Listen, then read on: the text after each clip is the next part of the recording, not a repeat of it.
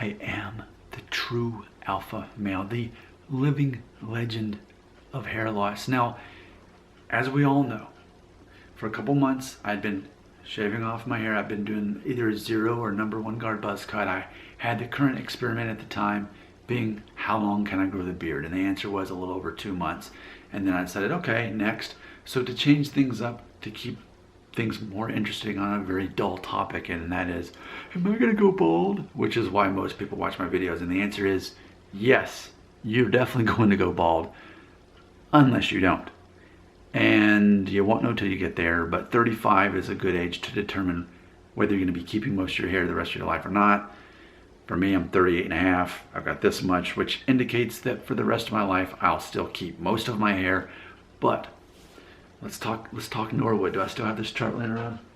Oh, here it is.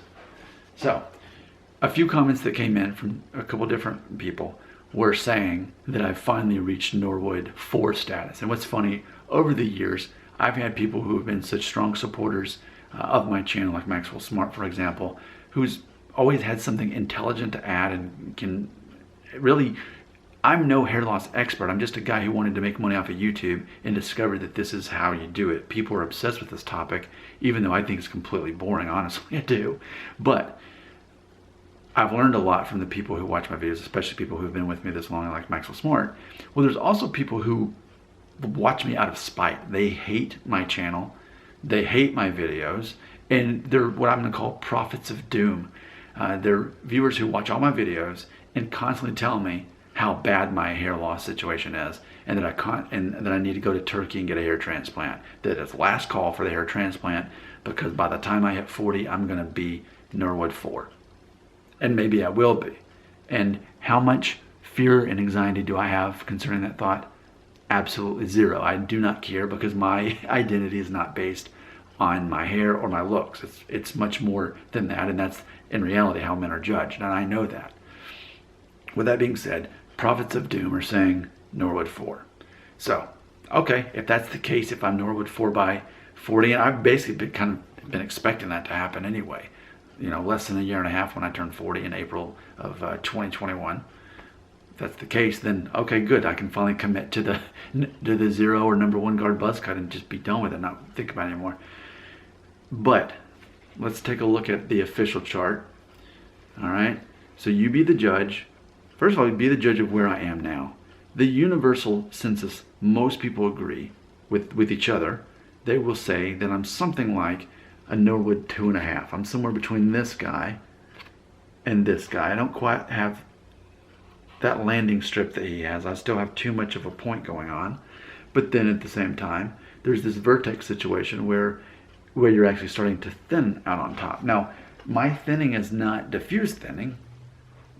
My scalp is not clearly that visible as if it would to have diffuse thinning. It definitely is thinner on top than on the sides of the back. That's true, which is quite common for many men, that their hair is thinner on top than the sides, even if it's not that noticeable. And in the back, if I were a true vertex 3, then you'd see a more pronounced bald spot here. And granted, my hair is pretty short, so it's not maybe as obvious either way, but it's pretty much been that way, I think, since I turned 30, and I mean, again, that's nearly 10 years ago. So my hair hasn't changed over a whole lot over time, and it's funny because every time I shave off my hair and then start growing it back again, which means it's gonna look its worse, people want to be these prophets of doom. Oh, your hair's not gonna grow back, or whatever.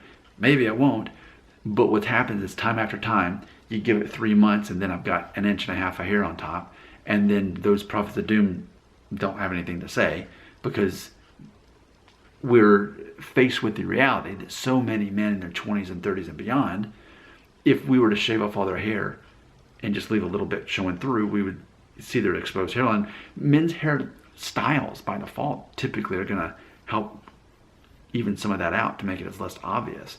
So when you get rid of the hair, but you have just enough showing through, you know, it's like your scalp being naked. It's like your hairline being naked, and we're not used to seeing most men that way.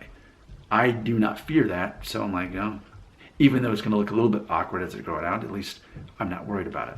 So there you go. Do you think that I'm headed towards Norwood 4?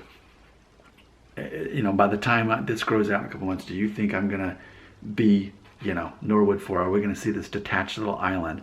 Because Norwood 4 is ultimately saying that this is starting to detach, and then I've just got a bald spot right there. So do you expect that? The reality is, here's my own prediction.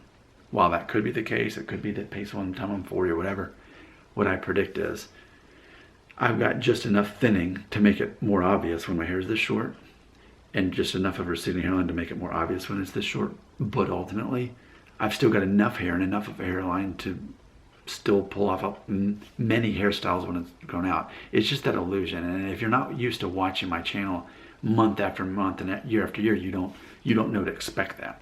So yes, my balding situation looks worse now. You won't be thinking that in a few months.